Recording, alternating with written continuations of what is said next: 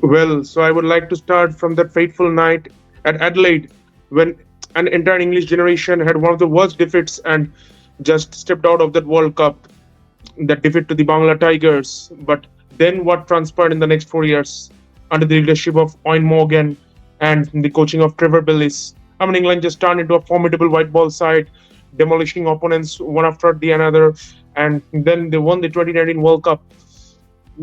And after that, the team slowly kept losing players. Owen Morgan retired a couple of years later, and then Josh Butler took over the skipper.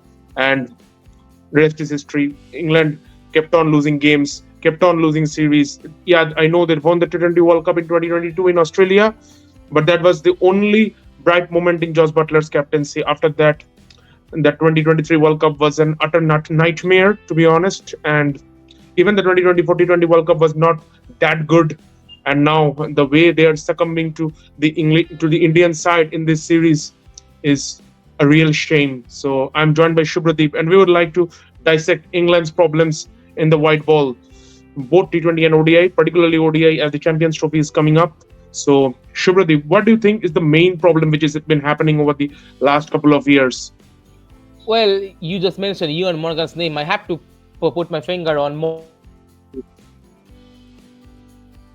issue with Morgan's captains. People who are not giving the enough praise to Morgan when he was leading the side. People thought that the batters are smacking the runs, bowlers are taking wickets, but do we actually hype Morgan enough? I don't think so. And once Morgan is gone, the pressure has been a lot on Butler and the new head coach at the moment for Brendan McCullum. When even when he wasn't there, England wasn't doing well. Even in the last ODI World Cup, they struggled a lot. My issue with the England side is their planning, Shapurshi. I think they haven't really planned well. They always believe that ODI cricket is the larger version of the T20I. So you just come and smash everything. This is not the way ODIs are played. There's a rules and regulations, there are rules and restrictions in the different field placement, different periods, different ball set, different scales. So you have to manage yourself and plan for according to it. Do they plan ODI Yeah, cricket? even when under Morgan they were playing that attacking version of cricket, I think England were one of the teams at that point of time who used to prefer that Yeah, version. Not many teams were playing, but still they had guys like Stokes, like Morgan, like Root at his peak at that point of time. They could stabilize the innings. You saw that World Cup final 2019. They didn't play an English version of cricket. They played the normal version of ODI cricket when required. So they had you that know, alternate version, but this team doesn't have that. I thought that in 2015, England are ahead of the time. England are ahead of the time. They were batting like 2000, 2020. They are batting almost 5 years ago. They are batting very aggressively, something which other teams just cracked it in 2020, 2021. Others team has actually generated their speed. England is at the still at the same place. They're still batting as if they are in 2015. They're batting in the same position. Now others team has gone beyond them. England is still there. So they are actually behind other teams now. They haven't realized that sometimes you have to stop yourself and say, you know what, the bowler is doing well. Let's give him some respect. Even last time we are recording the video just after their defeat. It's a huge defeat in Nagpur, huge defeat. 4 wickets to spare. India chased down 249 with more than 12 overs to spare. And then when they found themselves two down in the first 6 overs, it's a huge chase. I can't Yeah, and that believe that. bowling plan. I mean, as soon as Shreyas came, yeah, every team knows that Shreyas has that weakness with the short ball. McCullum showed it in that Edgbaston test. But you bowled two, three, four short balls, and Shreyas smacked two short balls from Archer for six, and they kept on banging the ball. All the bowlers kept in banging it hard with pace, Yeah, and Shreyas and Subman just feasted on it. They just seem to lack an alternative plan when attacked. We saw that even in the T20 series when Hardik and Dubey went after them in that 4 T20, India were five down, and all of a sudden Hardik and Dubey went after them, and they looked devoid of any ideas. yeah, the question should be on Butler also. What he's doing there in the field? I mean, he's the leader. He had to give. Rohit actually did a brilliant job when England were going bonkers at the start of their power play, at the start of the opening partnership. They're hitting every single delivery, especially 26 run And then over from Salt Hardik and Duckett Pandya. helped Rohit with that kind of a nonsensical run out. Absolutely foolish. Cannot believe it. How can you have a run out when you are ahead of the game?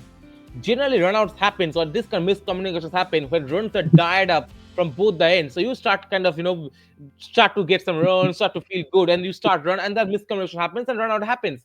But the runs are coming from both the ends. Both Salt was hitting, both Duckett was hitting, and once Salt was get out, I cannot believe that shot from Ben Duckett. I still cannot get my head around what he did there. I mean, he's left-hander. India is going with two left-arm spinners in Akshar and Yeah, he Ravindra knows Jadeja. that Akshar and Jadeja will come out to bowl 20 overs after that, and he just played that shot and thinking that, oh, this is Harshit Rana, he's under pressure. Let me have some more fun against him in that last over of the power You play. already had fun. You got 26 runs in an over. It's a debutant. You are And actually then the playing. way Harry Brook got out, bounce gone. I mean, here Harry Brook is going to be touted to be the next best England batter after Kevin Peterson to be successful in Australia in Test matches.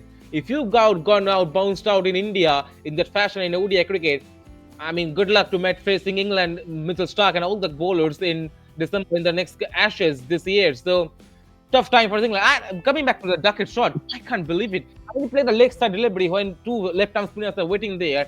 Your leg side dimension on the ground is a bit smaller one. So every time you hit with the air, hit with the spin, the ball is gonna end on the fence. So you have all the chances to get the over boundaries and boundaries, but you decided to put pressure on yourself. And once you got out, Harry Brook also got out. So all the time, what happened that Joe Root and Josh Butler suddenly found themselves under pressure because And also, this is one point which I've observed about Butler when he used to bat in that Morgan team.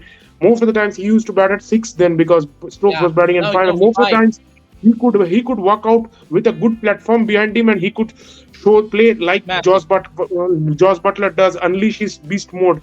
And Yeah. in this team, most of the times what's happened is he has to walk out in the 10th, 15th over, three down quickly, and he has to play that anchoring role. And by the time he gets set, he gets tired or something, and he plays a wrong shot and he gets out. He can't play the normal Josh Butler game.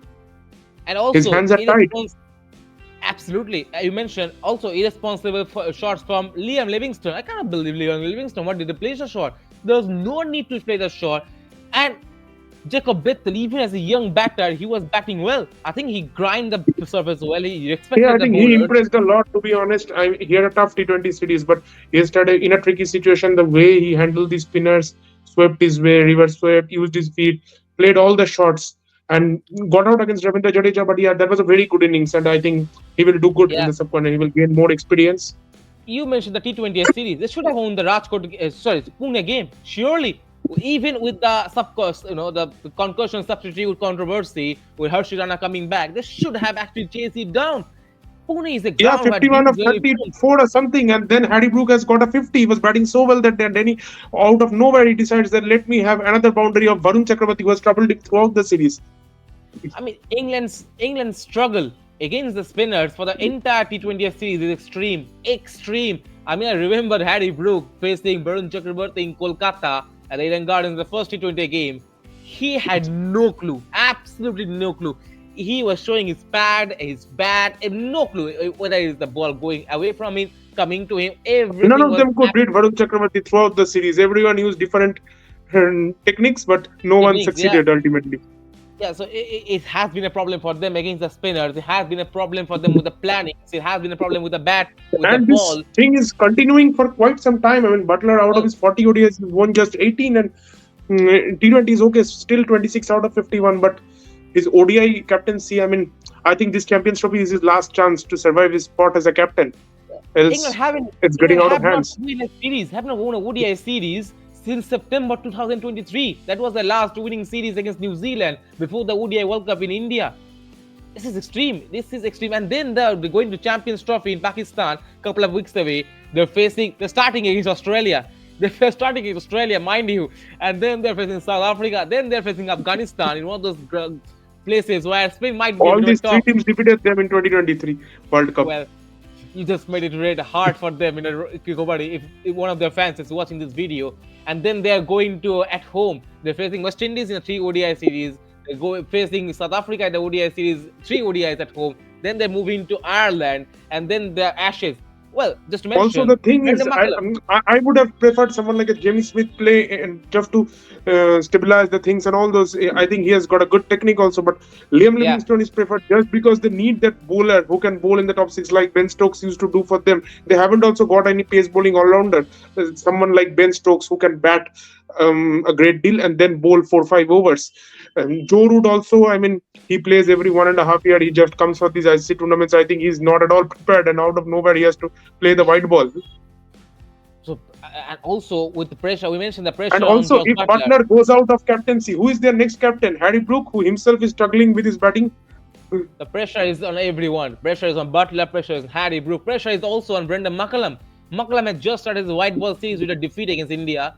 They are almost in the inch of losing another ODI series against India. Then they're moving at home. They're facing the West Indies, South Africa, moving to Ireland. Then obviously Brendan McCullum, so he has cracked the test code. So everyone expects him to crack the ODI T20 record as quick as possible. They're facing Australia away from home in the Ashes, and then McCullum is coming back in India like next year this time around to in the ODI T20 World Cup.